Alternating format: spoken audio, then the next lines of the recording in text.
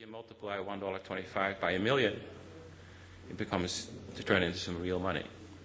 And the other thing is that, the things that you need to worry about is that they're stealing your digital identity, so that the information that they're taking away from your PC is used for other purposes. Now, all of this happens to individuals, and none of it is interesting enough to actually make the Wall Street Journal. So, being said, what's happening is that consumers are now starting to, on the one hand, they got really scared a while ago because almost everybody had a virus, right? So they all got scared about that. But now they seem to think that, well, everything is going to be all right. But it's not. So this is what's happening. I mean, there was a survey done by Gartner, and they asked a whole bunch of average consumers about, what they were thinking about IT security. And they said, well, we're afraid of eavesdropping, so some kind of stuff on my computer is listening to what I'm typing. We're afraid of online fraud, and consumers are changing their behaviors. And because consumers are changing their behaviors, businesses now need to worry about that.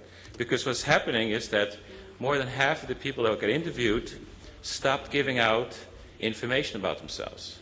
So all of the internet companies that are based on targeting ads and stuff like that, well, it only works if you know something about your users online. But if people are starting to stop giving out information, it's not going to work. Also, 14% of the people that got interviewed said, I'm not using online banking anymore. I don't trust it. Well, that's really bad for businesses because it's very expensive for let's say, a bank to get a check, to open the envelope, take the check out, retype all of the information from the check into some banking system, and then, having to pay the check. It's much easier if the consumer does this and it's all done electronically. So, but if consumers are afraid to do it this way, companies are going to lose out. So this is what's happening in, this is just a little report from 2005. There were actually 130 reported breaches of security. And again, these are only the reported ones, right? So this is not talking about, I think, the other 90% of the iceberg that people don't want to talk about. I mean, if your company got hit by a virus or something bad, you're not going to publicize it. So these are only the ones that we know about, so they're kind of public. And it turns out that out of all of these, and if you can read it very close, there's some real names, there's some real big companies in here. It turns out that 48% of those were just hacking attacks, so people from the outside trying to get in. What's more interesting, there's actually 10% of people who were already in the company which were doing bad things. So all of the protections that we've built about keeping people out, like virtual private networks and firewalls and all that stuff, it's not going to work for you if the bad person is inside your company. This is another interesting trend which we've seen. So this was in, again, in 2005, where we have a sensor network around the world, which is basically, I think, something like 20,000 computers. They're all connected to the internet and are continually monitoring what's going out on there.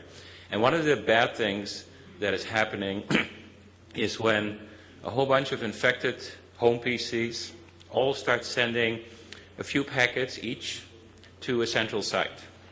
Once you do that, the central site has to respond to all the packets that are being sent. And if it turns out, if there's like 1 million computers all sending 1 packet per second, the individual PC is not going to notice. But the main site that has to now answer to 1 million packets every second is basically going to be out of business.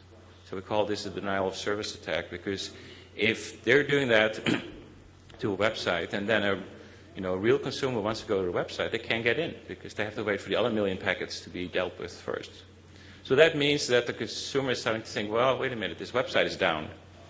And if it's your banking website, then he's saying, well, there's something wrong with my bank. They can't even get a website up and running. So this is serious stuff. And what's actually happening is, and this is where the for-profit part comes in with the virus writers, they will actually go and they will do a denial of service attack. So have 1 million PCs out there all sending a bunch of packets. They'll take down your website, and then they call you up a little bit later saying, that wasn't nice, right? So if you don't want us to do that again, pay us some money. It's called blackmail. And it's happening all the time. What we saw is actually On the average, we saw more than 6,000 denial of service attacks every day. And what's even more scary is that in the beginning, in January, it was something like 4,000, and it's in June it was 7,500 a day. So it's getting worse and worse and worse. So even though consumers might think, everything is fine, we haven't heard about major virus outbreaks in a long time, it's actually getting worse out there. As far as countries that are, mostly attacked, of course, number one is the United States, with 54% of the attacks. But even China, which is a developing country as far as IT is concerned, even they're the number two country that's being attacked with this kind of stuff. So we need to protect against that, because if you don't, you basically, as a business, have a lot of problems. You have direct losses. They might steal things from you. They might steal your resources. You have productivity losses where you have to spend all this money and effort trying to get rid of this stuff. Your data might get corrupted if a virus sneaks in, so which again is a productivity loss. And there's also indirect losses. It's things like your brand image. If you get known, there's an article written about your company, how in Wall Street Journal, for example, how badly you got attacked by a virus. Consumers are going to start thinking, wait a minute, I do my online banking with this company. I don't trust it. I want some place where my money is safe.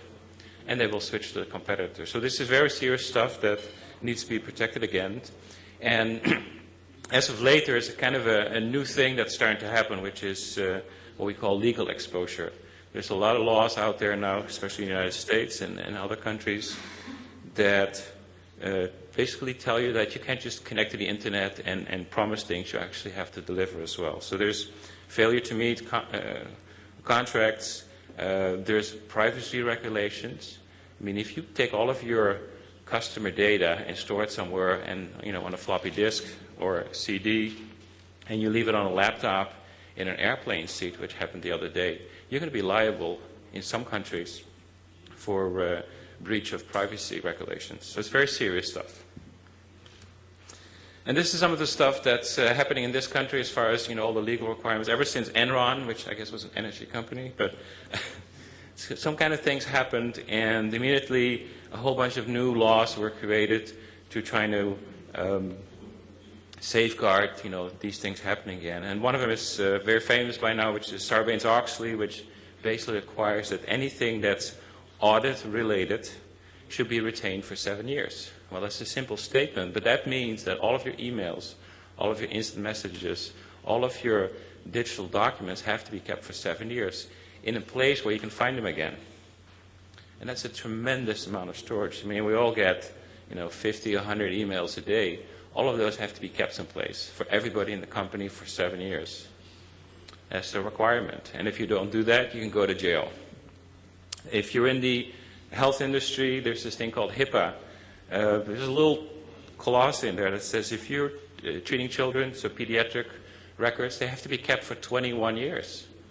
Because maybe, once a person turns into a grown-up, they want to see what happened to them, when they were a 2-year-old child. So that's that. The Internal Revenue Service has laws, the Department of Defense, the United States. So everybody is forcing people who run IT data centers to be compliant. So again, it's about security.